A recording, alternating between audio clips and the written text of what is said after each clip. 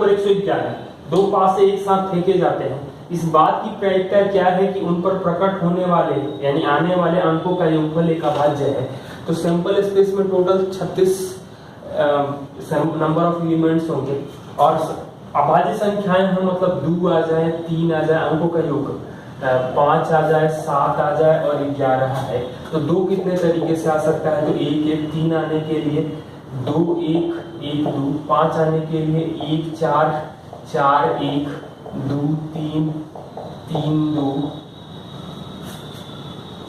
7 आने के लिए 1 6 6 1 2 5 5 2 3 4 4 3 और 11 आने के लिए 6 5 और 5 6 हो सकता है।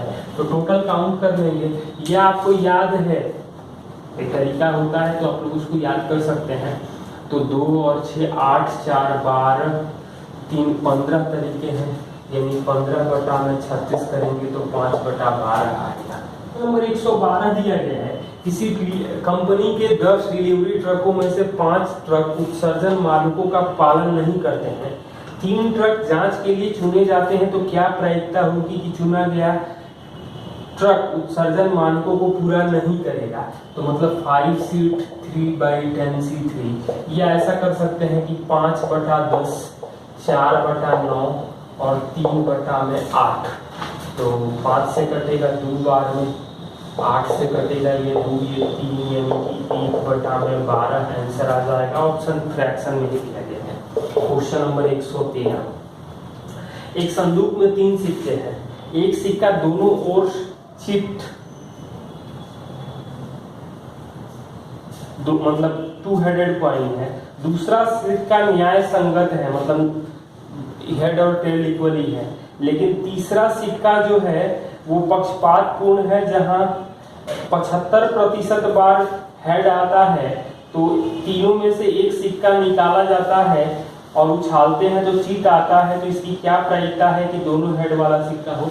ये एनसीईआरटी का क्वेश्चन है, आप लोग ध्यान से देखेंगे। ये हमें 3 सिक्के हैं। पहला सिक्का जो है वो 2 हेडेड कॉइन है, मतलब दोनों साइड हेड है। दूसरा कॉइन जो है वो हेड टेल है। लेकिन तीसरा जो कॉइन है वहां 75% हेड आता है और तो बाकी 25% टेल आता है। तो पहला सिक्का चुनने जाने की संभावना जो होगी, पहला सिक्का के लिए 1/3, दूसरा सिक्का के लिए भी आ जाएगा 1/3 और तीसरा सिक्का चुने जाने के लिए भी आ जाएगा 1/3। पहला सिक्का में हेड आए और वो पहला सिक्का हो, इसकी संभावना 1 होगी क्योंकि दोनों साइड हेड है। हेड आए और वह दूसरा सिक्का हो, इसकी क्या संभावना होगी? तो ये आ जाएगा हमें 1/2। और हेड आए और वह तीसरा सिक्का है, तो इसकी क्या संभावना है? तो ये आ जाएगा 3/4। हमसे पूछा जो गया है कि दोनों है मतलब हेड आए और वह 2 हेडेड कॉइन है। तो आप याद करिए, हेड आए और वो 2 हेडेड कॉइन है, मतलब पहला वाला सिक्का है। तो इसकी क्या प्रोबेबिलिटी होगी? तो ये आ जाएगा 1 × 1/3 अपॉन 1 × 1/3 प्लस 1/3 × 1/2 1/3 × 3/4। तो 1/3 कॉमन करके काट सकते हैं, मतलब 1/1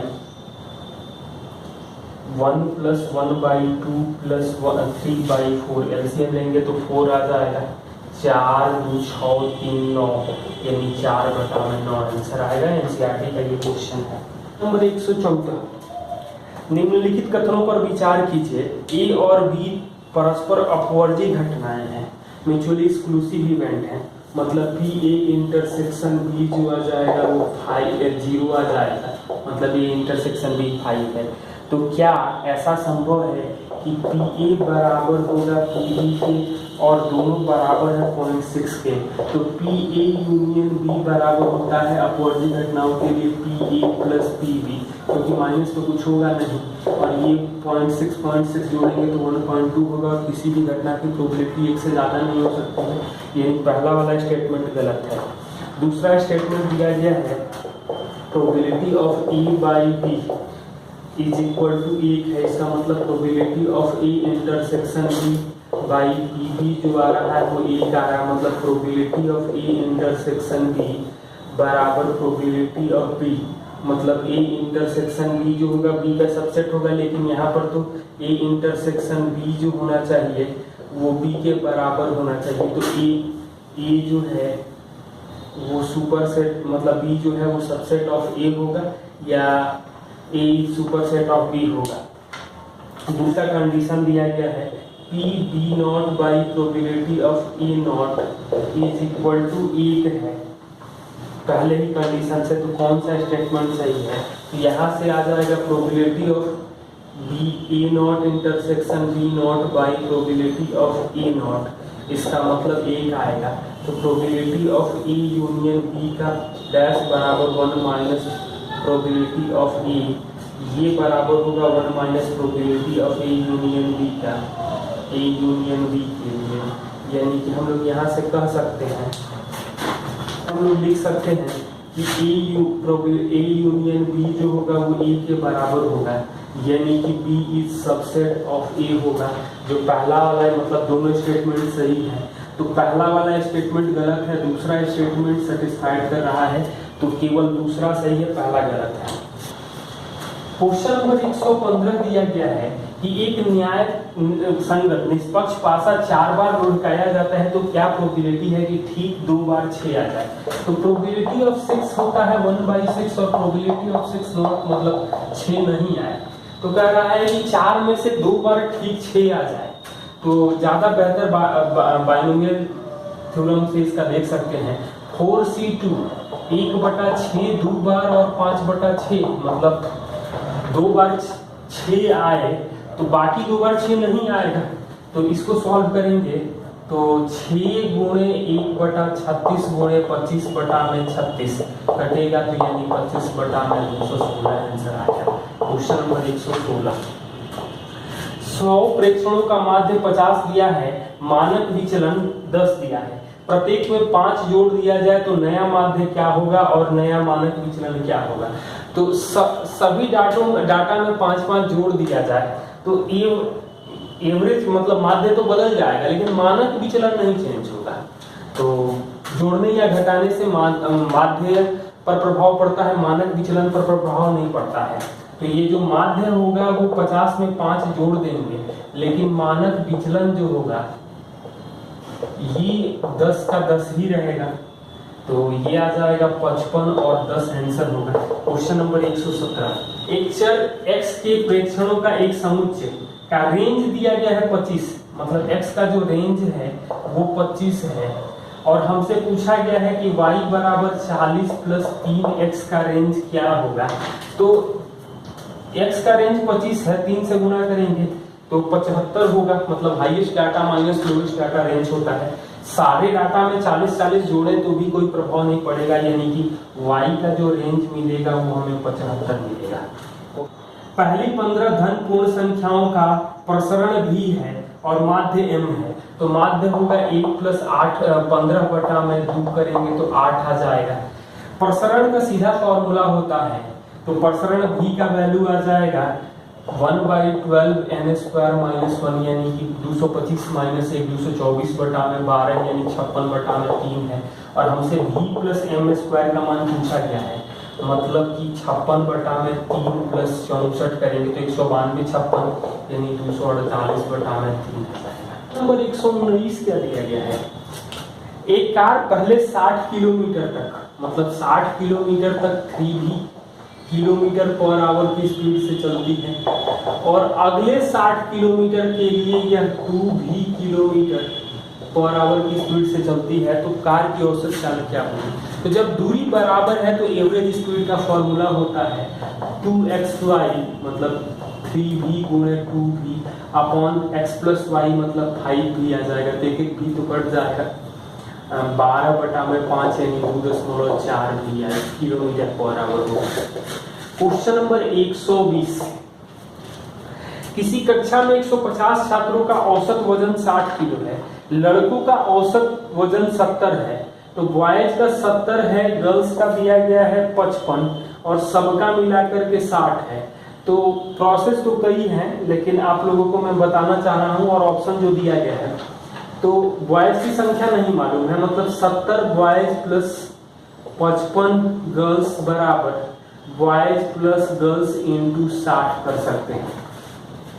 अब यहाँ पर हम लोग देखें तो 60 बॉयज घटाएंगे तो 10 बॉयज बराबर 5 गर्ल्स का रेशियो मिलेगा, मतलब बॉयज और गर्ल्स का रेशियो आएगा 1:2।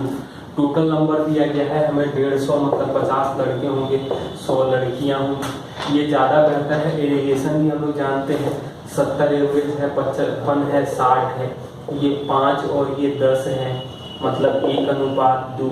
तो ये बांट देंगे 1:2 के अनुपात में, तो क्या मिल जाएगा, तो 50 और 100 मिलेगा। ऑप्शन से भी हम लोग देख के गुणा करके सेटिस्फाइड करा सकते थे, या कुछ लोग ऐसा करते हैं कि बॉयज को बी मान लिए तो गर्ल्स का जो नंबर होगा वो 150, मतलब 70 गुणे boys plus 150 minus boys into 55 बराबर 60 गुणे 150 कर सकते थे। तो ऐसे भी सॉल्व कर तो बॉयज मिल जाएगा, फिर घटा के गर्ल्स कर सकते थे। तो बनाने के तरीके कई हैं, जो समझ में आए वो सॉल्व कर सकते हैं। और पेपर में भले सीक्वेंस से सॉल्व कर रहा हूं, लेकिन आप लोग एग्जाम में कभी भी पेपर सीक्वेंस वाइज मत कीजिए। आप एग्जाम में हमेशा ध्यान रखिए कि शुरुआती 1 घंटे में कम से कम 50 क्वेश्चन से ज्यादा सॉल्व कीजिए, तो ज्यादा बेहतर है। हमें सारे क्वेश्चन कराने हैं, यदि हम क्वेश्चन कम कराएंगे तो फिर आपको लगेगा कि आप क्या करेंगे, तो ऐसा नहीं हो सकता है। तो आपको एग्जाम में जाना है तो सारे, ऐसा नहीं है कि 100% करने वाले का ही मतलब एग्जाम पास होता है। तो हमारा काम है, मतलब टीचर हम हैं तो हमें तो ज़्यादा करना पड़ेगा, लेकिन आपके लिए सबसे ज़्यादा बेहतर है कि 2.5 घंटे एग्जाम में शुरुआती 1 घंटे में 50 प्लस क्वेश्चन कर लेंगे और वही क्वेश्चन कीजिए। ये जज करना आपका काम है कि आसान क्वेश्चन पहले कीजिए और कठिन क्वेश्चन, मतलब ऐसे, क्योंकि हर क्वेश्चन के लिए आपको बराबर नंबर मिलेगा। आसान क्वेश्चन भी आप 50 कर रहे हैं और कठिन भी 50 कर रहे हैं, तो आपको नंबर ऐसा नहीं होगा कि आपको नंबर कठिन क्वेश्चन की आप ये क्लेम करेंगे कि हमने कठिन 50 क्वेश्चन किए हैं, तो उससे कोई मतलब नहीं होता है। एग्जाम में ये तरीका है कि आपको 50 क्वेश्चन सबसे पहले 1 घंटे में कर लेंगे तो आपका कॉन्फिडेंस बेहतर रहेगा, और बाकी जब 1.5 घंटे का टाइम मिलेगा तो आप और भी क्वेश्चन ट्राई कर सकते हैं। तो ये चीजें हमेशा ध्यान रखनी है कि कौन से क्वेश्चन आसान है और कौन से क्वेश्चन कठिन है। जहां भी तनिक भी डाउट है कि इसमें थोड़ा सा टाइम लगेगा तो उसको दोबारा आने पर कीजिए। ऐसा ना हो कि आप, और क्वेश्चन कहाँ आसान होंगे कहाँ कठिन होंगे ये कभी बताया नहीं जाता है। एग्जाम में पेपर जो लिख दिया गया है उसमें कई बार कई कठिन क्वेश्चन है, बीच में 1-2 आसान क्वेश्चन है, तो उसको तो बिल्कुल कई बार वो लड़के गलती से छोड़ देते हैं, तो उसको तो छोड़ना एकदम नहीं है। मतलब आप शुरुआती 1 घंटे में जब 50 से ज्यादा क्वेश्चन किए रहेंगे तो आप मैक्सिमम तक पहुंच सकते हैं, लेकिन यदि आप शुरुआत में ही उलझ गए तो हमेशा आगे तक आप पे प्रेशर बना रहेगा। इस चीज का ध्यान रखिए। Thank you.